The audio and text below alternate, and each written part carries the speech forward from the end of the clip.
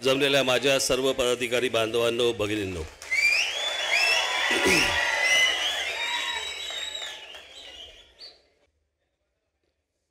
6-7 दिवसापूर्वी मी ऑफिसमध्ये बसलो असताना सगळे नेते मंडळी होती.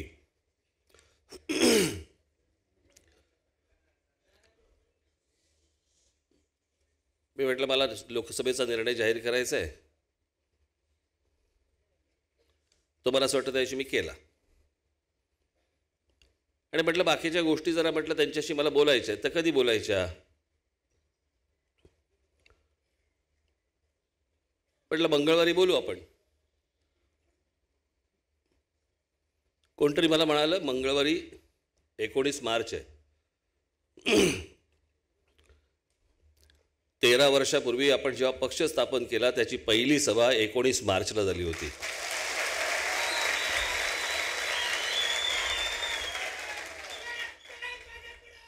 तर मी म्हटलं की चांगली तारीख आहे, बोलू म्हटलं आता आपण तेव्हा.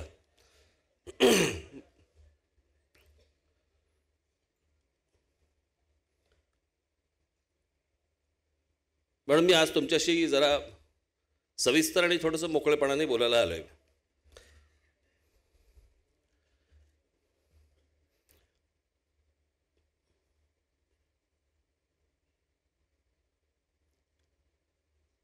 मी बरेच दिवस वर्तमानपत्रांमध्ये, टेलिव्हिजन चॅनलमध्ये मी सगळ्या गोष्टी ऐकत होतो.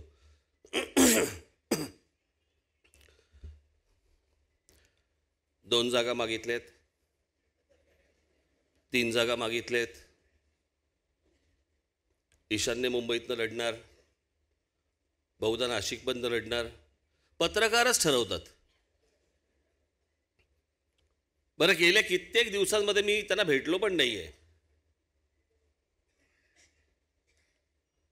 पण त्यांना असं वाटतं की बाबा आपण काहीतरी लिहिलं की हा पटकन काहीतरी बोलेल आपल्याशी.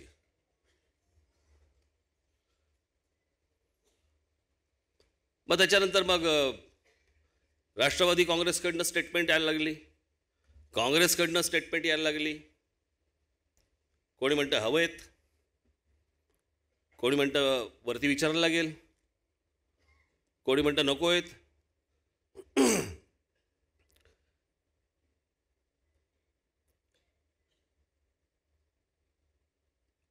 तुम्हाला गेल्या वर्षीचा आपला गुढीपाडवा मेळावा आठवतोय?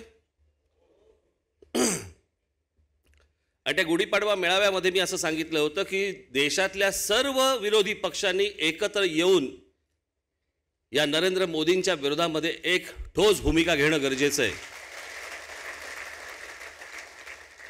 हे मोदी आणि शहा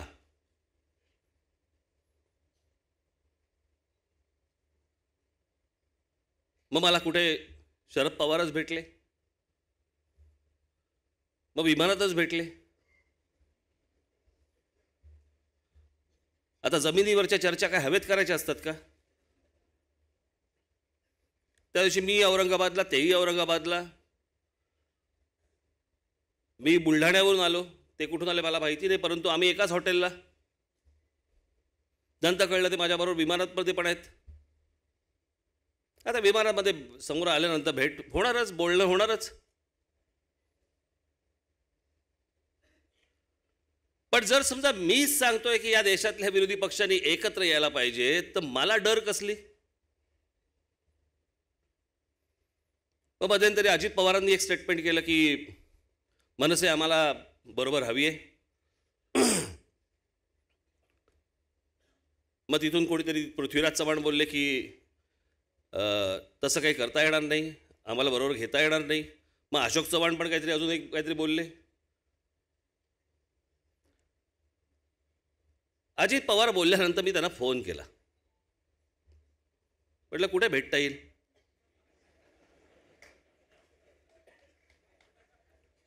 मग आमची भेट ठरली.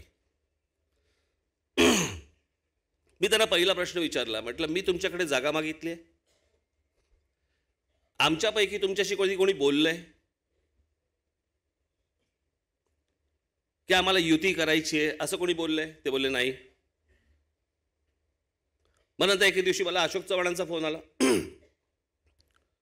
आपल्याला भेटलं पाहिजे.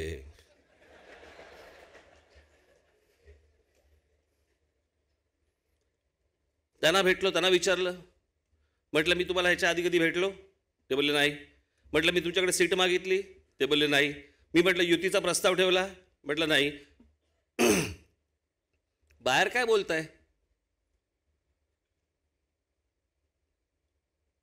पत्रकार वाटेल ते प्रश्न विचारतील आणि म्हटलं तुम्ही काय वाटेल ते बोलता, माझ्याशी न बोलता.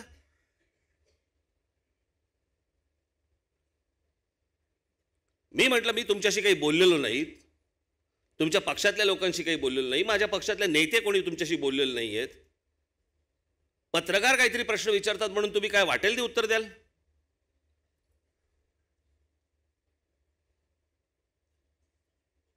आणि मी तेव्हाही त्यांना सांगितलं होतं मला लोकसभा निवडणूक लढवण्यात इच्छा नाही, पण मी जे करीन ते तुमच्या फायद्याचं असेल.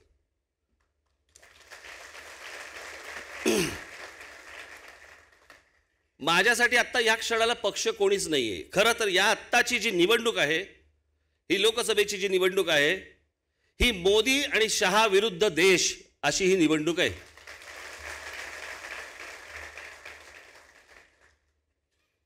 आता कोण काँग्रेसचा आहे आणि कोण एनसीपीचा आहे आणि कोण कोणाचा आहे मला ह्याच्याशी कर्तव्यच नाहीये. मी त्याच वेळेला गुढीपाडव्याच्या सभेमध्ये सांगितलं होतं की मोदी मुक्त भारत हा झाला पाहिजे आणि त्याच्यासाठी सर्वांनी एकत्र येण्याची गरज आहे, आवश्यकता आहे.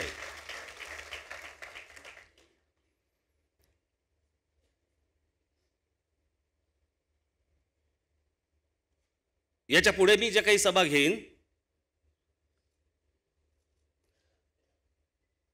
त्या सभा ह्या नरेंद्र मोदी आणि अमित शहा यांच्या विरोधातल्या सभा असतील. आणि तुम्ही ही गोष्ट विसरता कामा नये, तुम्हीही लक्षात ठेवावं. ते काय आता चालू आहे चौकीदार? भारताची निवडणूक आहे का नेपाळची? मी एकदा मागे बोललो होतो माहिती त्या फेसबुकच्या वेळेला,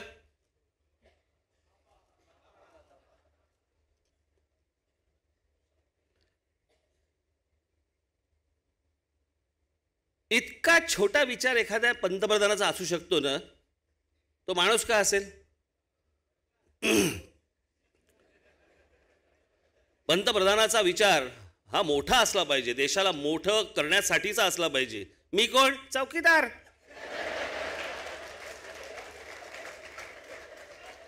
बाबा मी बिल्डिंग बांधीन, माझ्या बिल्डिंगच्या खाली मी 4 चौकीदार ठेवीन. हा नाही, बिल्डिंग तुम्ही बांधा, मी चौकीदार.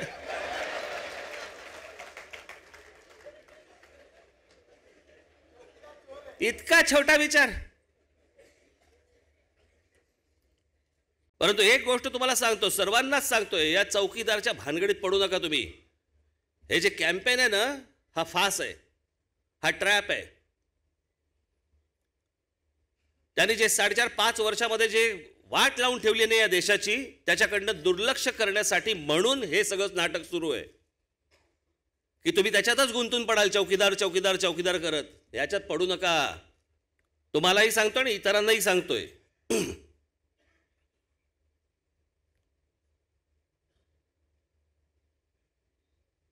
आणि त्याच्यामुळे माझं मतच सरळ आहे.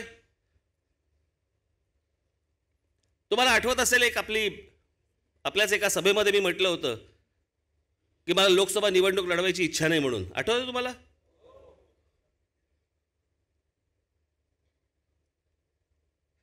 आता जे काही मी ह्याच्या पुढे बोलीन, ह्याच्या पुढे जी काही भाषणं करीन, याच्या पुढे तुम्हीही जे काही करायचंय ते भारतीय जनता पक्षाच्या विरोधात करायचंय, मोदींच्या विरोधात करायचंय. हेच तुमचं काम, हेच पक्षाचं काम. महाराष्ट्र नवनिर्माण सेनेच्या मतदारांना पण मी हे सांगेन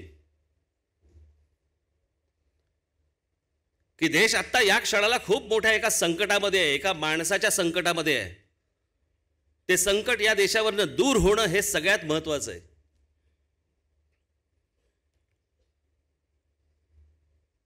तुमच्याकडे येतील भाजपवाले, अनेक लोकांकडे जातील, थैल्या रिकाम्या करतील. केल्या तर घ्या. 5 वर्ष ह्यानी देश लुटला, हीच वेळ आहे आता ह्याना लुटायची.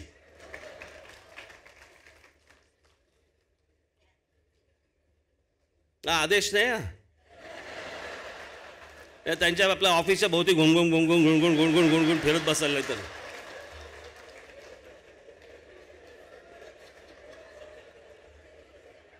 बघ बघ बघ रे जरा काय काढतोय का बघ बघ जरा काय काढतोय का तसले काय पॅक करू नका तुम्ही. आणि हा विरोध हा कुठच्या पक्षाचा विरोधाचा भाग नाहीये. ही निवडणूक मुळात ही पक्षाची नाहीच आहे कुठच्या. भारतीय जनता पक्ष स्वतः हा पक्ष म्हणून काय त्रस्तय तुम्हाला कल्पना पण येणार नाही.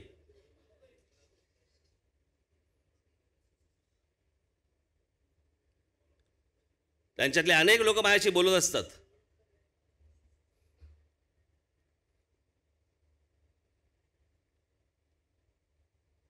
ही दोन माणसं ज्या वेळेला जातील ना राजकीय क्षितिजावरनं बाजूला होतील ना त्याच्यानंतरची लढाई ही मग पक्षामध्ये होईल. आता ही पक्षांची लढाई नाही आहे. हे काँग्रेसला मतदान होणे किंवा NCPला मतदान होणे भाजपला मतदान न करणे हा विषयच नाही आहे. मोदी आणि अमित शहाला मतदान न करणे आणि याच्यासाठी भारतीय जनता पक्षाच्या उमेदवारांना मतदान न करणे त्यांना कोणत्याही प्रकारची मदत न करणे हीच गोष्ट महत्त्वाची आता.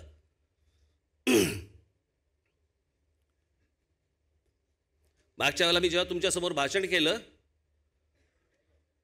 इथून निघाल्यानंतर माझ्या लक्षात आलं 1-2-3 मुद्दे राहिले.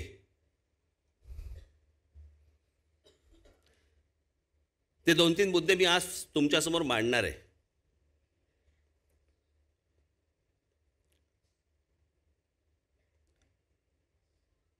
एक अमेरिकन बाई आहेत नव्हत्या ब्रिटिश बाई आहेत. त्यांनी BBCला एक लेख लिहिलेला आहे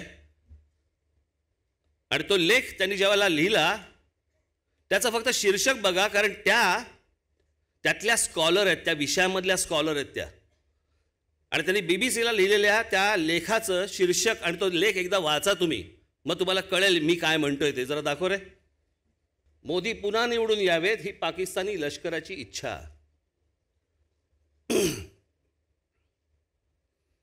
हे जे मध्यंतरी सगळं घडलं परदेशी जेवढी काही तुमची वर्तमानपत्र जेवढी आहेत ते काय बोलतायत ते काय सांगतायत. या त्या बाई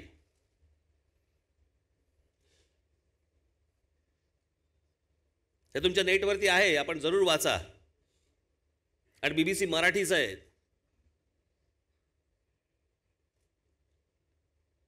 मी तुम्हाला मागच्या वेळेला सांगितलं होतं आठवतंय की खोटे फोटो टाकले जात आहेत म्हणून सांगितलं होतं आठवतंय तुम्हाला. खोटे फोटो टाकले जात आहेत.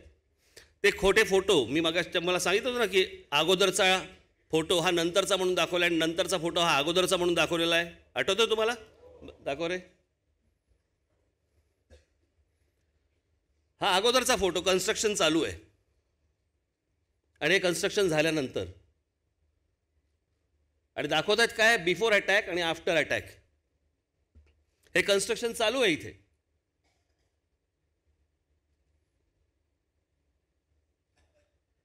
हे इतकं खोटं तुमच्यासमोर ह्या सगळ्या गोष्टी मांडायचा प्रयत्न करतायत.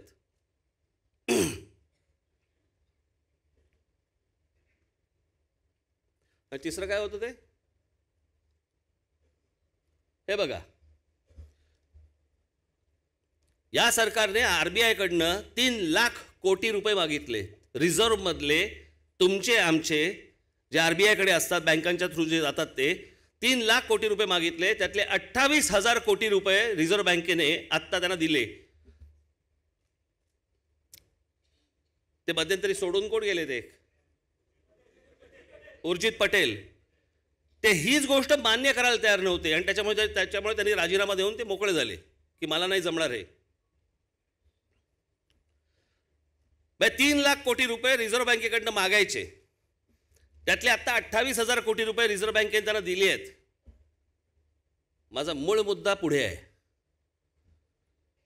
हे जे वातावरण तुमच्या समोर उभं केलं की पाकिस्तान बरोबर युद्ध करायचे होते कुठे पैसे. युद्ध करायला पैसे लागतात. जर सरकारकडे पैसेच नाही आहेत आणि सरकार जर समजा रिझर्व्ह बँकेकडे भिका मागतंय तर युद्ध करणार होते कुठून. हा जो सगळा बागुलबुवा जो तुमच्यासमोर उभा केला, आता कोणी त्याच्यावरती त्या पुलवामावरती कोणी बोलायला तयार नाही, आता त्या एअर स्ट्राईकवरती कोणी बोलायला तयार नाही आहे. सगळ्या बातम्या गेल्या. कारण त्यांच्या असं लक्षात आलं भाजपवाल्यांच्या, खास करून मोदींच्या, की हे पुलवामा करून आणि एअर स्ट्राईकचं करून आपल्याला मतं मिळणार नाहीत. त्याच्यामुळे लगेच सगळ्या बातम्या बंद. मग त्या दिवशी आपलं भाषण झालं. भाषण झाल्यानंतर मग काहीतरी बोलायलाच पाहिजे समोरून. मग तो हवा गेलेला फुगा एक, तो असा दाबला की कसाही आकार होतो माहिती आहे. समजा त्या दाबलेल्या फुग्याला जर जॅकेट घातलं तर कसं दिसेल. मग ते काहीतरी बरळलं. फडणवीस म्हणे माझी स्क्रिप्ट बारामतीहून आली होती आणि पवारांकडे काय पवारांकडे असे अनेक पोपट आहेत. चला कपडे आम्ही यांचे काढले आणि ह्याला आमचा पोपट दिसला.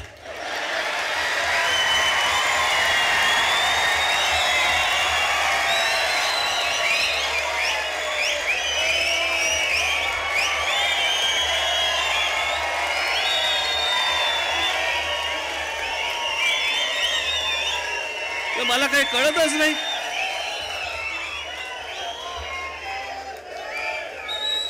खरा पोपट बघायचा आहे. मी आज सगळं आणलंय.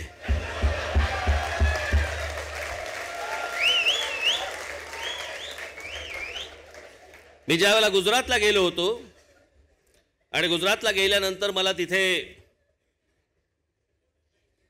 कारण हे साधारणपणे मला 14 नंतर मला या गोष्टी समजायला लागल्या की माझ्या समोर जे चित्र उभं केलं गेलं हे खोटं चित्र उभं केलं गेलं. कारण मी जिथे जायचो तिथे माझ्याबरोबर तिकडचे ते IAS अधिकारी, तिकडचे IPS अधिकारी आणि ते सगळे माझ्याबरोबर असायचे आणि मग ते एक फीड करायचे. बरं, ते सगळं अख्खं ते गुजरातच्या सगळ्या गोष्टी पाहत असताना मला असं वाटलं, कारण मी का पाहायला गेलो, कारण रतन टाटा बोलले होते. पण म्हटलं काय काय केलं एकदा तरी बघू. तिकडून गुजरातमधून निघतानाची माझी शेवटची पत्रकार परिषद आहे गुजरातमधली. कदाचित यूट्यूबवरती असेल, मला माहिती नाही. परंतु त्या पत्रकार परिषदेमध्ये मी सांगितलं होतं की हे सगळं बघितलं, सगळं ठीक आहे, परंतु आजही इंडस्ट्री आणि सगळ्या दृष्टिकोनातनं सगळ्या बाबतीत महाराष्ट्र हा 1 नंबरलाच आहे.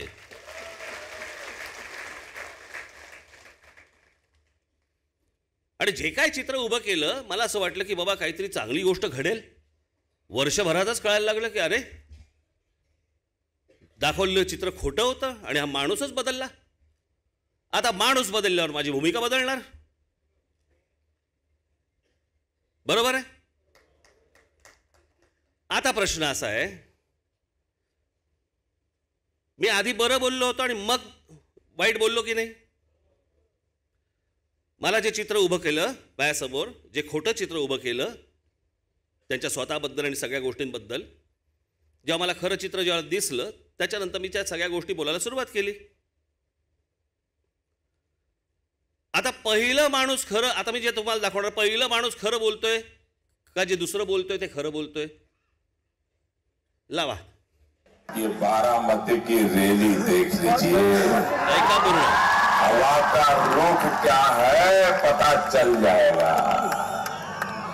चाचा भतीजे का क्या होगा. दिव्यांग जनसागर दूसरी आजादी की लड़ाई लड़ रहा है, उसे यहां चाचा भतीजे से आजादी चाहिए.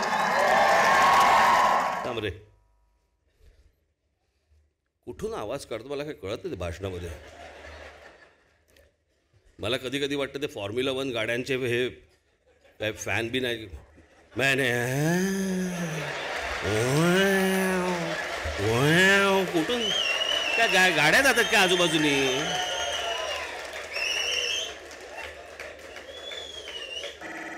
मैंने उनको कहा, असं बोलतं का कोण.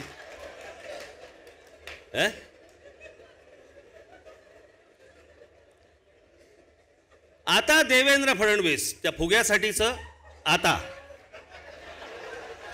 हे त्या फुग्याने नीट ऐकावं. दुख तो इस बात का है त्याच्यानंतरच आता हे क्रिकेट के संबंध में तो पूरे दिन बयान देने के लिए उनको फुर्सत है, लेकिन मरते हुए किसान के लिए चिंता करने के लिए उनको फुर्सत नहीं है। थांब जरा. मरते हुए किसान के लिए उनको देखने के लिए इनके पास फुर्सत नहीं है. 2015 पासून आता 2019 पर्यंत महाराष्ट्रामध्ये 14,000 शेतकऱ्यांनी आत्महत्या केल्या.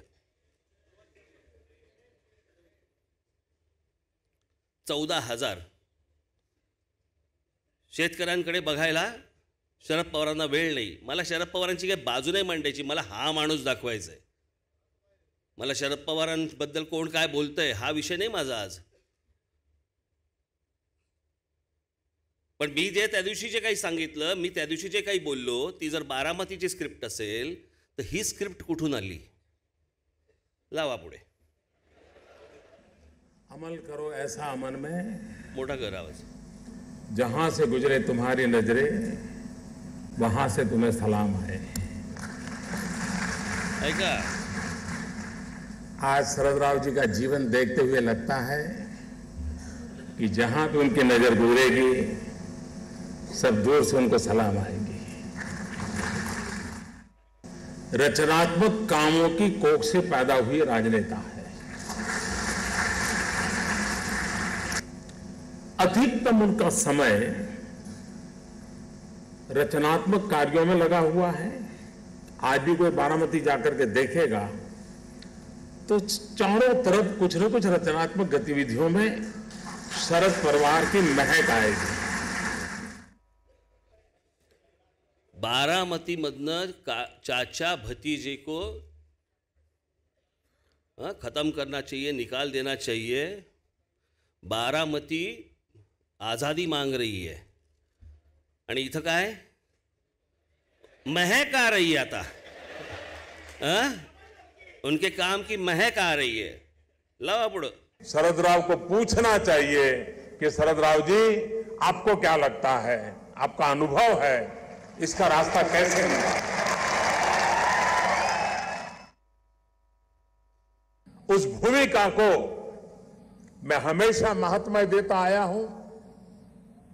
और जैसे भी शरदराव जी बता रहे थे कि मैंने उनको गुजरात बुलाया था, हकीकत तो वो दिखा करके मैं उनसे जानना चाहता था कि अभी कुछ कमी रह गई तो मुझे बताइए, मैं ठीक करना चाहता था, मैं सीखना चाहता. और बहुत लोग, कम लोगों को मालूम होगा, ऐका, शायद महीने में 2-3 बार मेरी और शरदराव की बात न हुई हो, ऐसा कोई महीना नहीं गया होगा.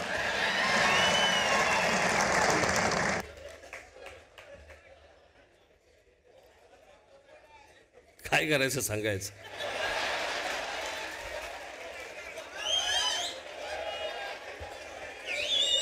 याचं काय करायचं. पुढे लावा.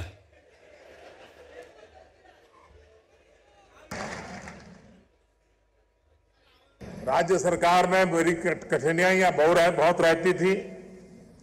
भारत सरकार से परेशानियां होती रहती थी. तो मैं फिर शरदराव को बीच में डालता था और वे भी दलगत राजनीति से ऊपर उठ करके केंद्र सरकार का राज्य से कैसा रवैया होना चाहिए उसकी उत्तम भूमिका अदा करते थे. और मैं आज बारामती में उनके उस योगदान के लिए सार्वजनिक रूप से अभिनंदन करना चाहता हूं.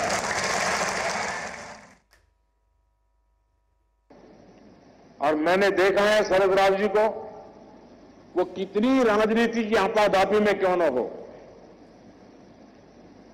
दिन में कितने ही राजनीतिक उठापटक के दबाव के नीचे क्यों न हो, लेकिन अगर किसान की बात आ जाए, खेती की बात आ जाए, तो तुरंत एक्टिव होकर के इस काम को हाथ में ले लेते हैं. इतना उनका डेडिकेशन, उनका इस डेडिकेशन को मैंने देखा है. और इस फरवरी में सार्वजनिक जीवन में 50 वर्ष जनप्रतिनिधि का उनका समय हो रहा है.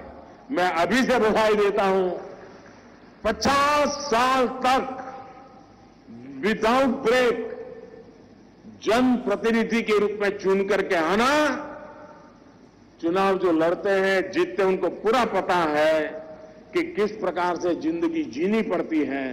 शरद राव जी ने जी करके दिखाया है और एक बहुत उत्तम उदाहरण सभी सार्वजनिक जीवन के लोगों के लिए एक उत्तम उदाहरण उन्होंने प्रस्तुत किया है। शरद राव का एमएलए और एमपी वाला मामला है, अपने आप में बड़ी विरासत है। सार्वजनिक जीवन की एक बहुत बड़ी पूंजी है, बहुत बड़ी विरासत है। मैं व्यक्तिगत रूप से शरद राव का अत्यंत आदर करने वाले व्यक्तियों में से रहा हूं। मैं गुजरात का मुख्यमंत्री था, वो हमेशा मुझे उंगली पकड़ करके चलाने में मेरी काफी मदद करते रहे हैं और ये बात सार्वजनिक रूप से स्वीकारने में मैं गर्व अनुभव करता हूं। गर्व झालं, ही माणसं आहेत,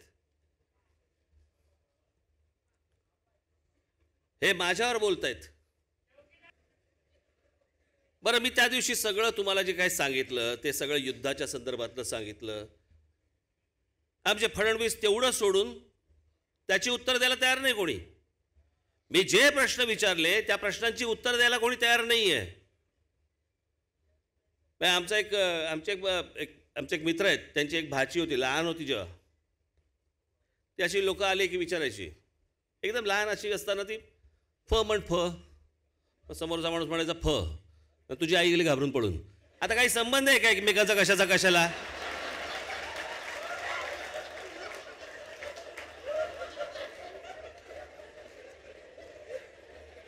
मी त्या दिवशी बोललो कोणते, मी विचारले कोणते प्रश्न, हे बोलतायत काय?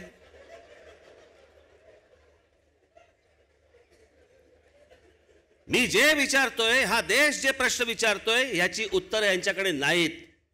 गेल्या 5 वर्षामध्ये या लोकांनी या देशाची वाट लावली आणि याची उत्तरं द्यायला लागू नयेत म्हणून हे नवीन गिमिक्स आणतायत। हे चौकीदार बिकीदार जे आहे ना चालू, ही नवीन गिमिक्स आहेत की ज्याच्यामध्ये तुम्ही अडकून पडा, ज्याच्यामध्ये तुम्ही प्रश्न विचारू नका यांना की बेरोजगारांचं काय झालं, दर वर्षाला 2 कोटी बेरोजगारांना तुम्ही रोजगार देणार होता, त्याचं काय झालं? हे सगळे विषय त्या दिवशी गुढीपाडव्याला मी बोलीनच। इतका खोटा पंतप्रधान मी माझ्या आयुष्यात आजपर्यंत कधी बघितलेला नाही, इतका खोटा।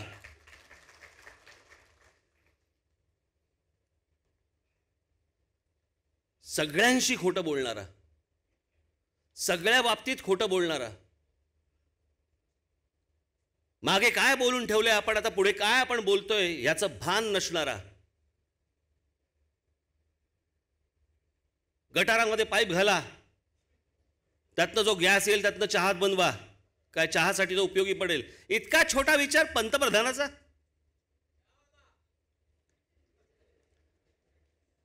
काय केलं 4-4.5 वर्ष? काय केलं? पंडित जवाहरलाल नेहरूंना शिव्या घालायच्या, इंदिरा गांधींना शिव्या घालायच्या, काय वेळ आली? आम्ही तुम्हाला शिव्या द्यायची वेळ आली?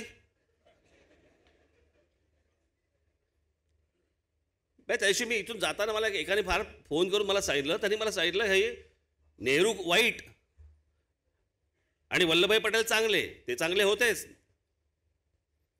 पण नेहरू वाईट, पण त्या वल्लभभाई पटेलांचा पुतळा जिकडे उभा केला त्या सरदार सरोवरला, ते जे सरदार सरोवर जिकडे गुजरातमध्ये आहे, त्या सरदार सरोवराचं भूमिपूजन कोणी केलंय? पंडित जवाहरलाल नेहरूंनी केलंय।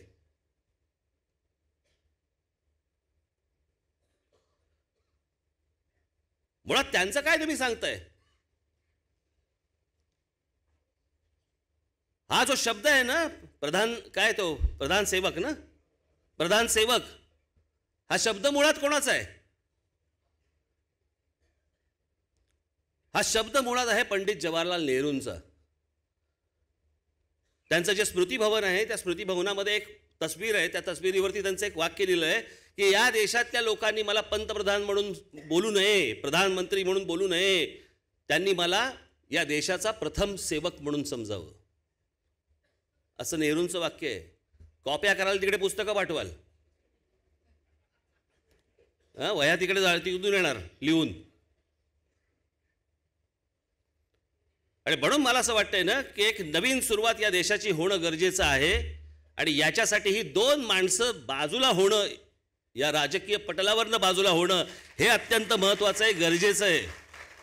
आज तुमच्या कोण परिचयाचा, कुठच्या पक्षातला आणि कोण कुठचा तुमचा नातेवाईक आहे हे महत्त्वाचं नाही आहे. हे आज देश धोक्यात आहे. आणि आज देश धोक्यात असताना तुम्हाला मी जे आत्ता सांगितलेलं आहे की यांच्या विरोधातच तुम्ही उतरलं गेलं पाहिजे. यांच्या जे काही प्रचार करायचा आहे तो यांच्या विरोधातच झाला पाहिजे. त्याचा फायदा व्हायचा त्यांना होऊन जाऊन देत. आपल्याला आत्ता या क्षणाला काही फरक पडत नाहीये. तुम्ही सगळेजण विधानसभेच्या तयारीला लागा. एवढंच फक्त मी आज तुम्हाला इथे सांगण्यासाठी म्हणून आलोय आहे. कारण ही काय माणसं अशी सुधारणार नाहीत. त्याच्यामुळे तुम्हाला जेव्हा विचारलं जाईल तेव्हा तुम्ही ह्याच गोष्टींची उत्तर द्यायची आहेत. हे सगळं बाहेर काढा. मी तुम्हाला सगळ्या गोष्टी नीट पुन्हा एकदा समजावून गुढीपाडव्याला सांगीन, सविस्तर सगळ्या गोष्टी समजून सांगीन. तोपर्यंत तुमचा विचार तुम्ही चालू ठेवावा, बंद करू नका. नुसताच मी काहीतरी सांगतोय, मी जे सांगतोय त्या गोष्टी आता जरा खोदून काढा. नेटवरती जा, इतर ठिकाणी जा. नुसतेच ते व्हॉट्सअप एकमेकांना फक्त फॉरवर्ड करत बसू नका. अशा अनेक गोष्टी आहेत ज्या विस्मृतीत गेलेल्या आहेत. त्या सगळ्या मी गुढीपाडव्याला तुमच्यासमोर मांडीन. तेव्हा आता आपण सगळेजण 6 एप्रिलला गुढीपाडव्याला भेटू. तोपर्यंत मी आज इथेच थांबतो. धन्यवाद. जय हिंद, जय महाराष्ट्र.